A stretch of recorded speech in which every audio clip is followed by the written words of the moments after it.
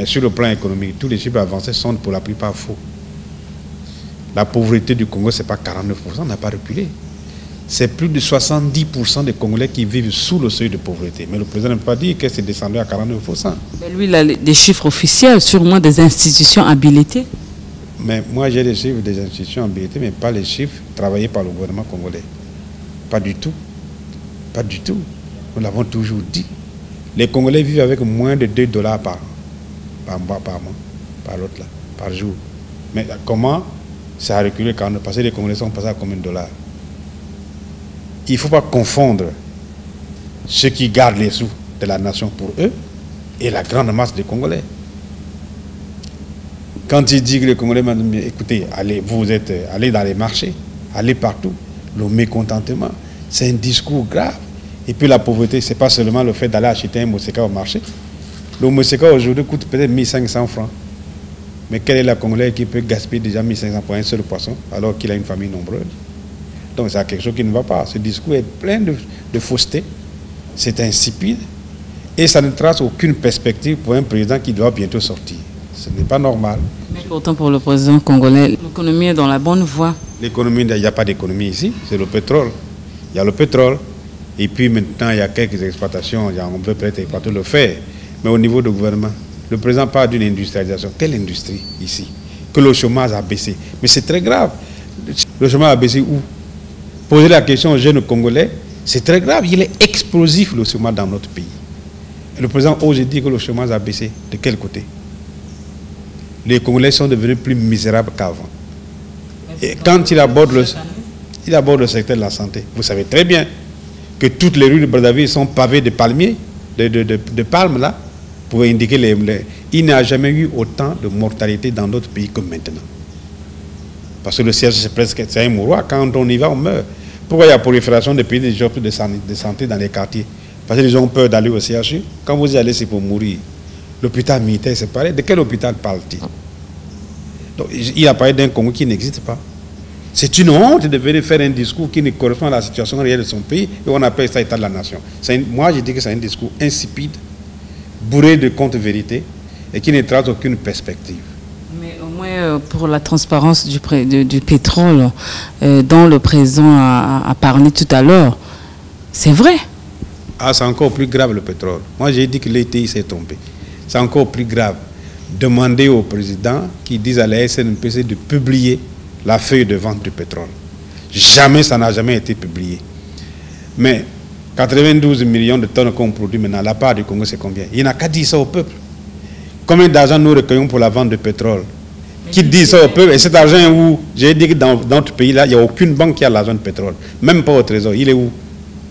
Mais l'IT, dont le président a pris comme référence, c'est quand même une institution qui est contrôlée par les étrangers. C'est pas Made in Congo. J'ai lu, je l'ai au papier sur mon bureau. J'ai lu ce papier-là. Mais c'est les déclarations faites par la SNPC. Moi, je vous dis que j'ai 5 enfants. Vous avez le droit de douter? Est-ce que vous pouvez douter? Mais alors, le problème, c'est de venir chez moi pour regarder s'il y a 5 enfants. L'IT n'a pas demandé à la SNPC combien de litres de cargaison de pétrole vous avez vendu? Combien d'argent vous avez recueilli? Vous l'avez mis où? Au trésor ou dans une banque congolaise? L'IT n'a pas demandé ça. Ce qu'il fallait qu'ils disent, c'est ça. Les Congolais veulent savoir où est l'argent du pétrole. Pourquoi ils souffrent? Il n'y a pas d'eau, il n'y a pas d'électricité. Ce qu'il a dit là, il va produire l'électricité, etc. Il n'y a pas d'eau, il n'y a pas d'électricité. Alors, les Congolais veulent savoir ça. C'est même une honte quand il a dit qu'il y a 2000 villages qui vont avoir de l'eau. Vous connaissez le coût? Dans 3 ans. 192 L'opération a été lancée. Mais c'est un canard pour voler l'argent. 192 milliards de francs, c'est pas pour 4000 forages. Un forage, le prix maximum, c'est 10 millions. Ça fait 40 milliards. Et la différence de 152 milliards vont partir où? Non, ce n'est pas des choses qu'il faut annoncer. Ce n'est pas des choses qu'il faut annoncer. Donc, pour vous, rien ne marche au Congo alors? Mais je ne vois pas ce qui marche. Rien. Il n'y a rien qui marche. Les gens meurent, les gens souffrent de faim, les gens souffrent de maladies. Ils ne peuvent pas être soignés. Pourquoi voulez-vous dire que ça marche? Pourtant, il y a la gratuité de la césarienne, les examens du VIH-Sida sont gratuits. Madame, si, le VIH-Sida, le PALU. Le PALU, ce n'est pas gratuit. La césarienne, ce n'est pas gratuit. Là, ce n'est pas vrai du tout. Bon. Est-ce que vous allez à l'hôpital? Moi? Oui. Mais je suis un homme politique. L'homme politique doit toujours voir ce qui se passe. Doit voir ce qui se passe. le 4 mars, on nous annonce des chiffres faramineux. Qui vérifie sur le terrain? Qui vérifie sur le terrain? Qu'on a indemnisé les gens. Mais moi, je suis une des victimes du 4 mars. J'ai perdu 4 maisons. Je ne sais même pas comment est-ce que mes maisons vont être réparées. Donc le président raconte des histoires qui n'ont pas prises avec la réalité. Bon, les gens qui lui ont redit, du coup, j'espère quand même qu'il a piloté ça lui-même. Concernant les routes, le président s'est réjoui parce que pratiquement toute la République du Congo est connectée. Il y a des routes qui sont en train d'être construites. Le quart des routes sont déjà pratiquement finies. Et vous n'êtes pas trop content de ça? On peut quitter Ouesso jusqu'à Pointe-Noire en véhicule. Ça, c'est pas mal aussi. Et regardez, moi j'ai ma voiture qui vient d'arriver de Pointe-Noire il y a à peine 24 heures. Arrivé à Mindouli, c'était complètement cassé. Mindouli. Le chauffeur qui l'a conduit, le voilà là, debout. Il vient d'arriver de Pointe-Noire. Il est arrivé, je ne l'ai pas reconnu, tellement il était couvert de terre rouge. Alors, c'est ça là. Non, c'est l'argent du Congo. Il faut l'utiliser à bon escient. Il ne faut pas faire quelques bricoles pour tirer le maximum pour soi et dire qu'on fait des travaux. Mais c'est quand même une bonne chose, hein, la route qu'on a construite là, la route aux lourdes. Quelle route? La bricole qu'on a faite entre Pointe-Noire et Dorizy, mais elle est en train de s'abîmer. On a dépensé trop d'argent pour une route qui ne mettra pas longtemps. C'est ça le gaspillage. C'est pas tout de faire un petit goudron, on voit la route. C'est comme à Brazzaville, non? Vous voyez comment on fait les rapiècements des rues de Brazzaville? Là, on fait un rapiècement, la première pluie, c'est terminé. Mais on vous dit que c'est des centaines de milliards. Non, écoutez, soyez sérieux.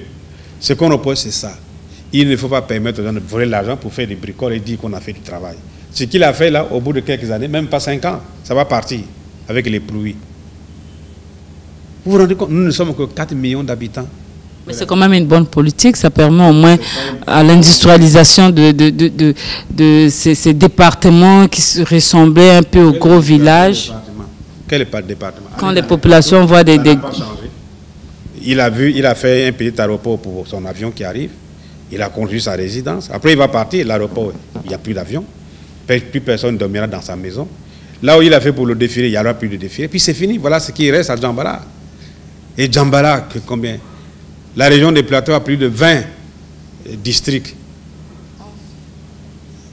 11 districts. Alors les 11 districts, il y a un seul, disons, on a mis un goudron au milieu de la route du village là, pour dire, bon, défiler. Quand les gens sont partis, c'est fini. Et ça va devenir la misère. Les badauds vont se balader la nuit, sans lampe, il n'y a rien du tout. On dit qu'on a mis de l'eau. Non, soyez sérieux. Ce n'est pas ça la vraie politique. La bonne politique, ce n'est pas celle-là. C'est la raison pour laquelle nous disons, notre pays va très mal, plus mal qu'avant. Il est très en crise. Il faut qu'on s'asseye pour voir comment redresser les choses. Vous voyez? Et le président Sassou, lui, j'ai suivi, hein?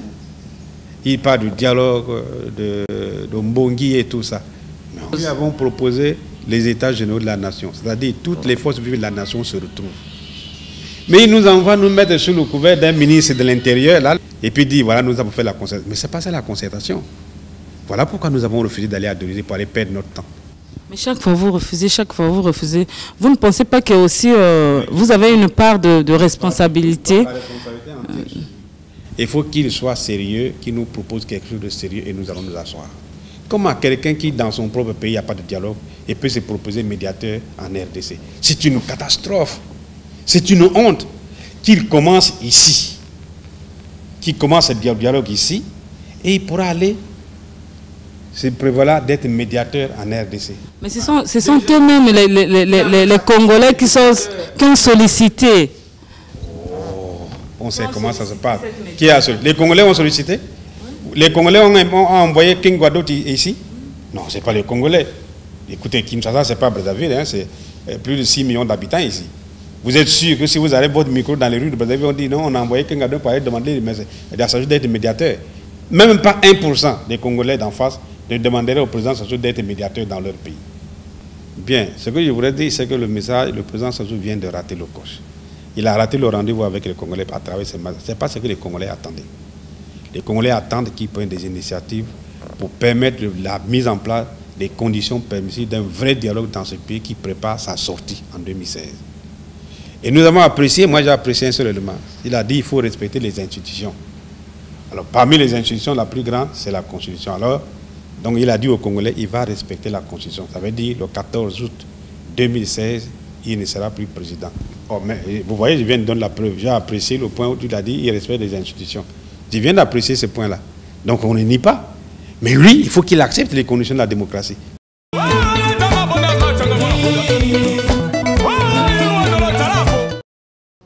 Fidèles téléspectateurs, une fois de plus, bienvenue à vous si vous venez de nous rejoindre sur ce plateau improvisé dans les ruelles de notre belle capitale Brazzaville. Et je reçois un invité surprise. Je vais laisser le temps de se présenter. Monsieur Bobanza. Ouais, ça va très bien et toi? Ouais, ça marche bien. Un mot. Un mot en rapport. Un mot, oui, nous sommes sur Congo Web TV, à Brazzaville et tout. Ah, ok, voilà, donc, Quinois et Quinois, vraiment, félicitations, salutations à vous. Et là, nous sommes à Congo Web TV, voulais-je dire. Et donc, c'est une chaîne que nous aimons bien. Et vraiment, donc, tous mes confrères qui sont là, je les salue. Moi, c'est Paul Vieux déjà, que vous connaissez, l'homme de la proximité. On parle de On est ensemble, rapidement, le concept. Oui, On est ensemble, c'est donc cette proximité la plus proche. C'est cette émission qui permet aux populations de s'exprimer facilement. Sur quelle chaîne? Non, sur Top TV, la chaîne qui décoiffe. Voilà. Alors, raconte, est-ce que tu as un message particulier à l'endroit des téléspectateurs de Brazzaville et de Kinshasa? Oui, vous savez, c'est pratiquement en dehors du fleuve qui nous sépare, Congo, Kinshasa et Brazzaville. Nous sommes ensemble. Déjà là, on se ressemble et on se décoiffe. On se retrouve vraiment restés à kiffer. Vraiment, toutes ces émissions de Congo Web et de Top TV, vraiment, l'appareillage est vraiment ensemble et on se tient bien. Ok, merci beaucoup Paul Vieux. Bon, donc c'est avec toi qu'on va se quitter. On va dire au revoir à toutes ces populations qui nous suivent. Simplement, restez scotchés sur Congo Web TV. Et j'oublie pas de saluer les bébés de bon marché. Pour ça, vraiment, laissez-vous. Ok, au revoir.